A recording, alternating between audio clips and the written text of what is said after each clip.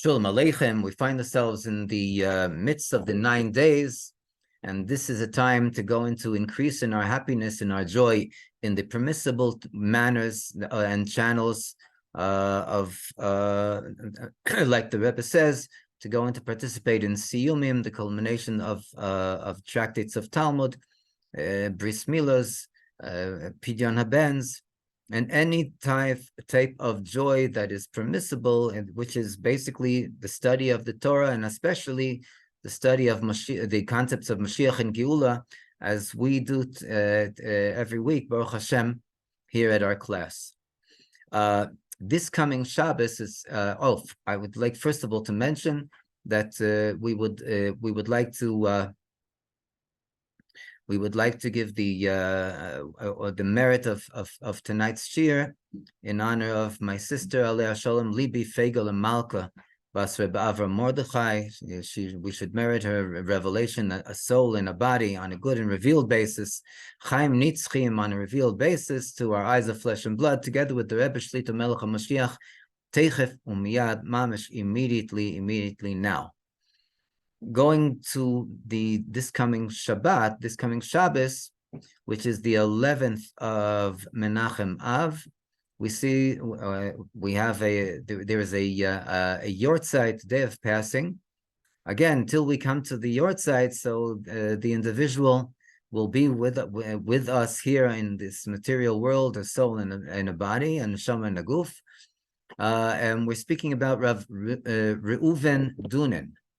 Rabbi Reuven Dunnen of Haifa,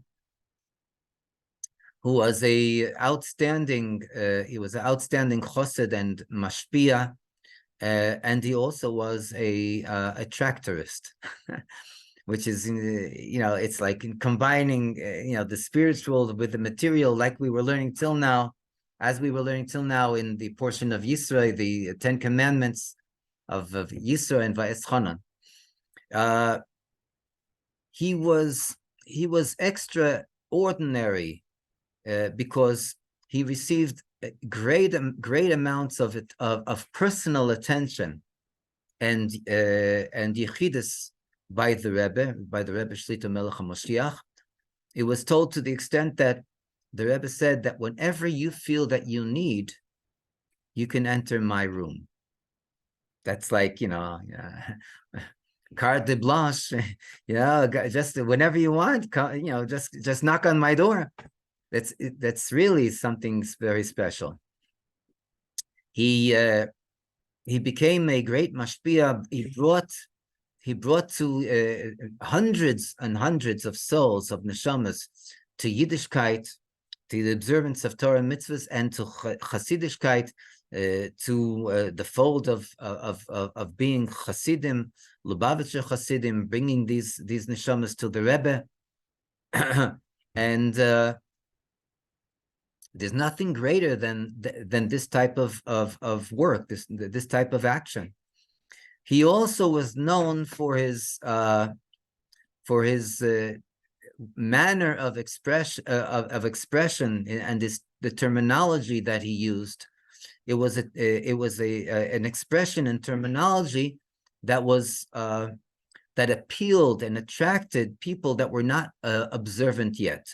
He spoke in the language that people that are not observant yet spoke, and he was able to go into to engarm the pearls of Chassidus and the vast and lofty concepts of the Pnimius Torah, the inner essence of the Torah, in the most mundane and material manner of verbalization. And this is again something that you can see. Not everyone had permission from the Rebbe to go and to do this. His home in Haifa, I was told I never had the schus of visiting there, but I was told by numerous people it was like a train station. In other words, people day and night were coming in and out, entering and going and exiting. He his home was a public, it was a public space for people to come and to take shelter, whether it was for something material like having a meal or a bite to eat, or for spirituality, to sit down and to study, or to sit down and to hear a farbrengen, to say a l'chaim. This is the person that we're talking about, and this is the person that the following story is directly connected with him. By the way, his Yortzeit was Tafshin Samech Beis. So this comes out to be this Shabbos would be the 21st Yortzeit. This story that we're going to hear goes back to Tafshin Mem Beis, 1982. In 1982, many people arrived by the Rebbe for Tishrei. And amongst them, they were married people with families, and there were many bochrim. One of the bochrim that arrived, he under the circumstances, he had to arrive with a round trip ticket, going to the Rebbe and having the second part of the ticket coming back. And while he was there by the Rebbe for Tishrei, so there was a spiritual buildup in the Bacher's mind, until finally he came to the conclusion that he would ask the Hanhola, the committee of the yeshiva, the Rosh Yeshiva, the Mashpia. He would ask permission to be able to stay by the Rebbe and to continue to study in 770, instead of returning back to Eretz Yisrael and continuing his study in Eretz Yisrael. He was granted the permission, and the Bacher was very happy to be able to stay by the Rebbe after Tishrei. There was only certain difficulties. One of the difficulties was that he paid for a full ticket, and here he has half a ticket, which in those days, even these days, is something very expensive, and he barely had any money to support himself there in the yeshiva. Not that he needed that much money. The food and room and board was then given by the yeshiva. Today they charge. It's a little different. And we spoke about in the Siyum of Sota, the descent of the generations. So this is what's going on. So he wanted to know what he could do in order to get to reclaim the money for his ticket. He was told by the airlines that it's not refundable. It was a charter flight, and so he looked for other options. And someone came and told him that there are many Bachrim that are going. They finished their year by the Rebbe Kvutza, and now they're returning to Eretz Yisrael. So they're looking for cheap tickets. Yeah, to go and to buy a one-way ticket is not, is quite expensive. But here the Bacher had his half ticket, his one ticket back, and he was more than happy to go and to sell it to someone. But again, there were challenges. He found someone that he would sell it to, and in those days, it's not like today. In those days, the law was a little more elastic. It had more elasticity.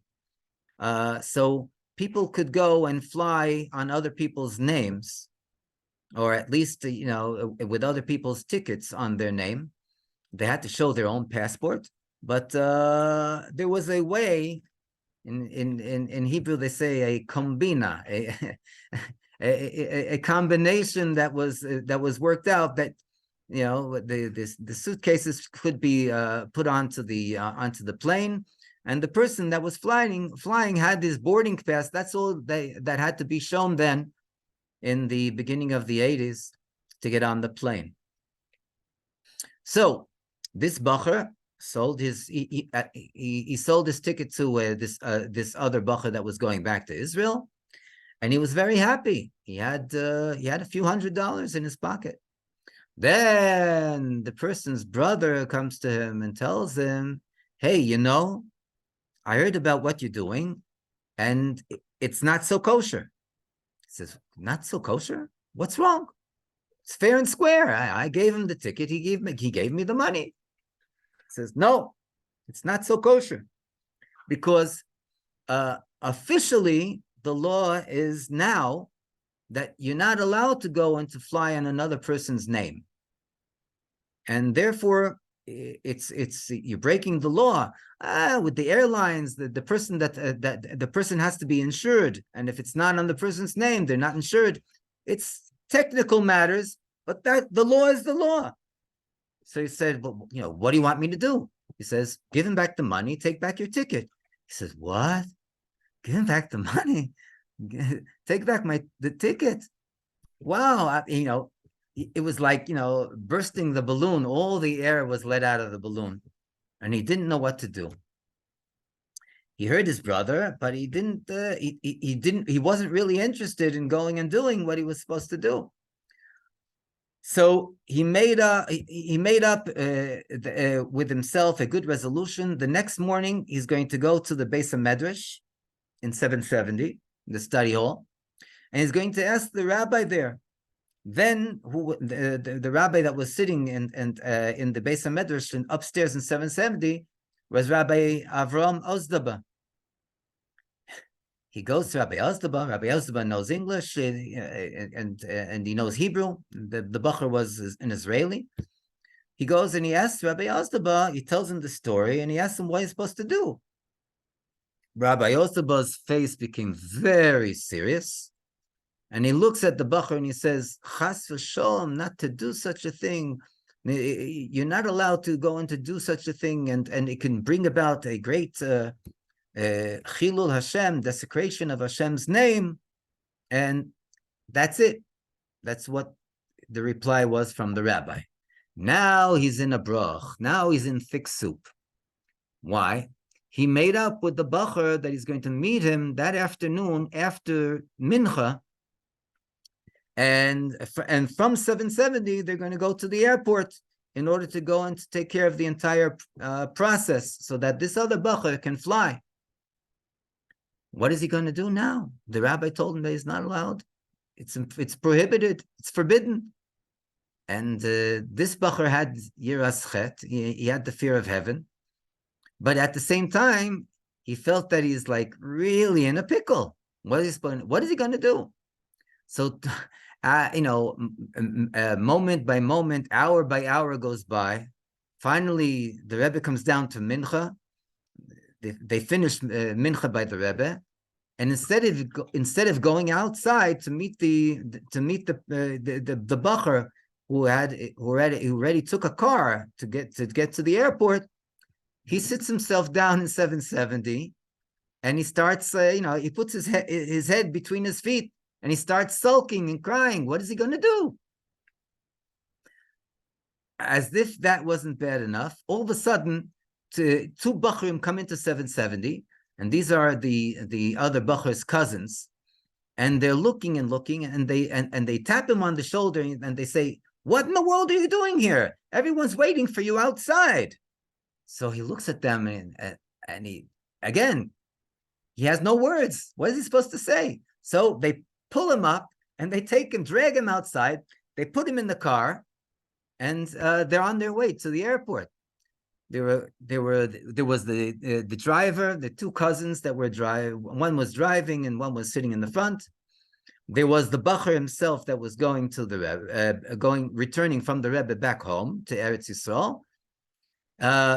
And there was the other bacher that sold the ticket, that had to be there to get the second bacher up on the plane. And who sat in the middle?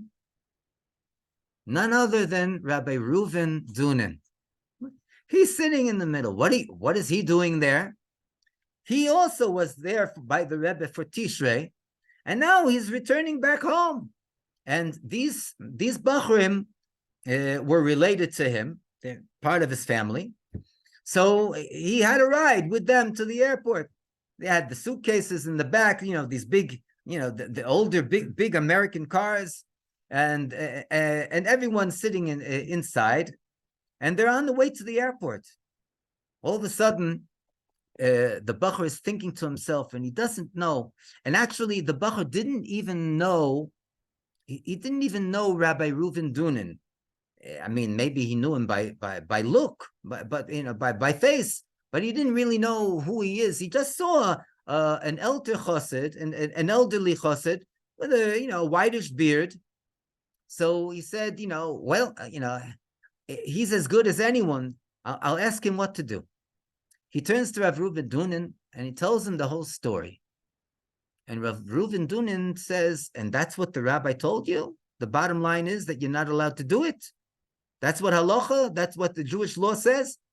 Bachur says, yeah, what am I supposed to do now? So he turns to the other Bachur that's going on, that's meant to, planned to go on the plane, who is a nephew of his, and he says, did you hear what he said? He says, what do you mean? What did I hear? I said, drainage can cup, don't give me a headache. It's a closed deal, and that's what we're doing. He's talking to his elderly uncle. So he says, what do you mean that's what you're doing? The rabbi said that it's forbidden according to Jewish law. You can't do such a thing. You're going to do something against Jewish law. So he says, well, it's not exactly 100% against Jewish law. It's only officially, but unofficially, everyone does it.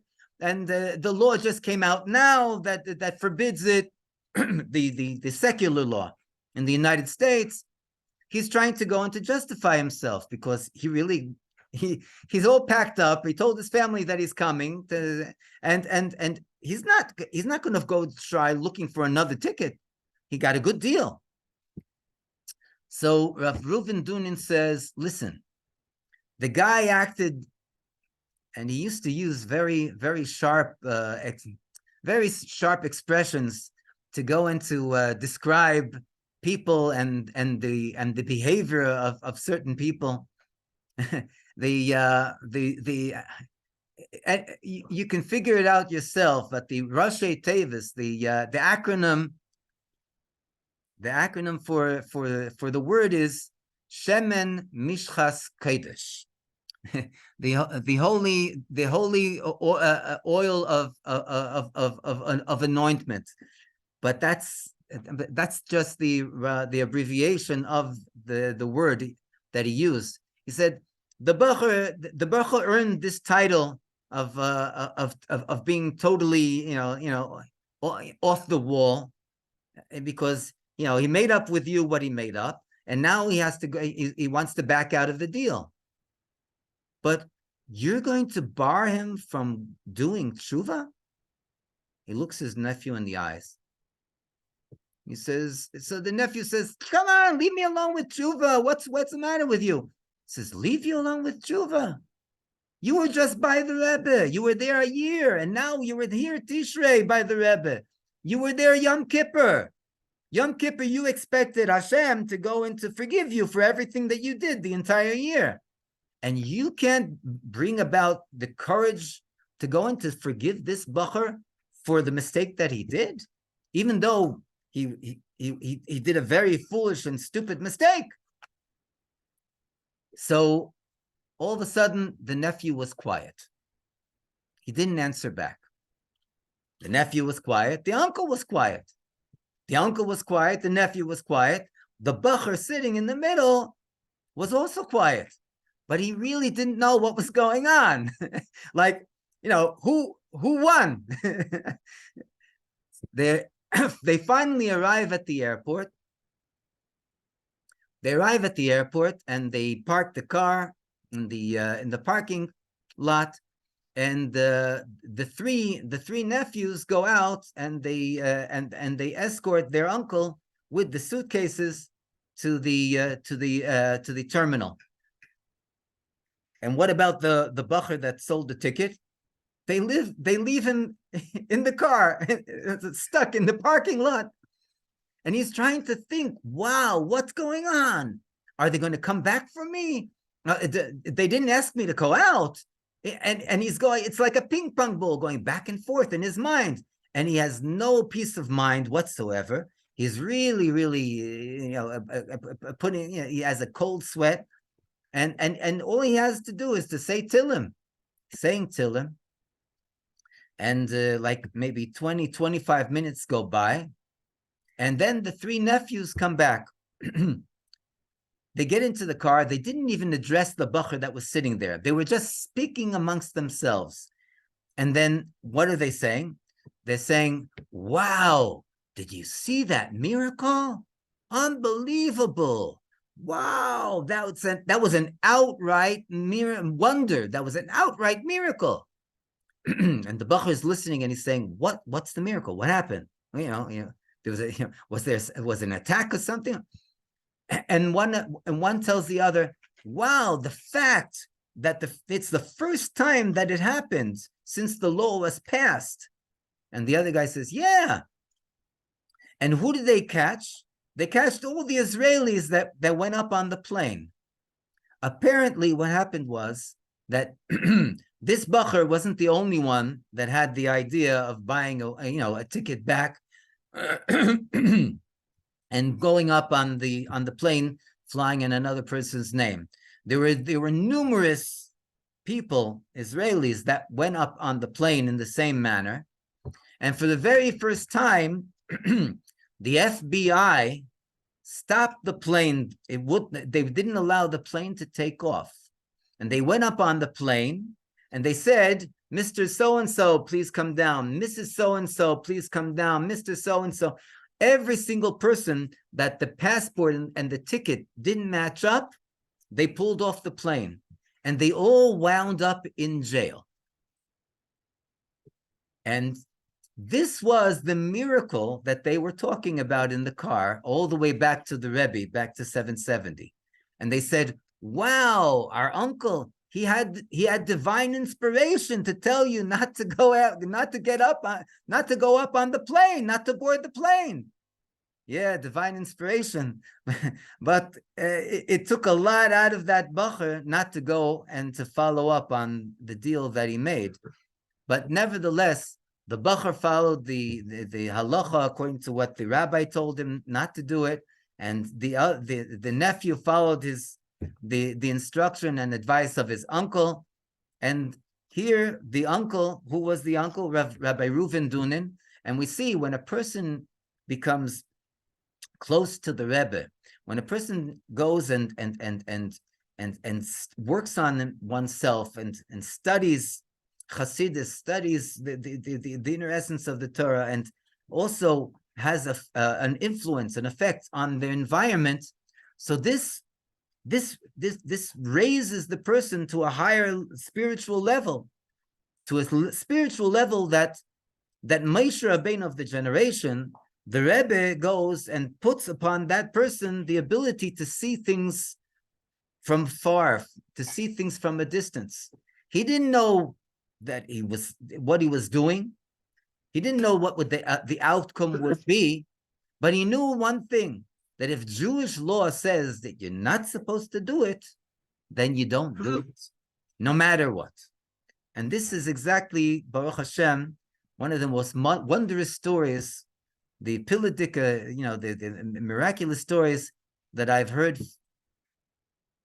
about Rabbi Reuven Dunnen. But if we go one step further, I can say that I know this story from firsthand experience, because I was the bacher that made the deal and sold the ticket.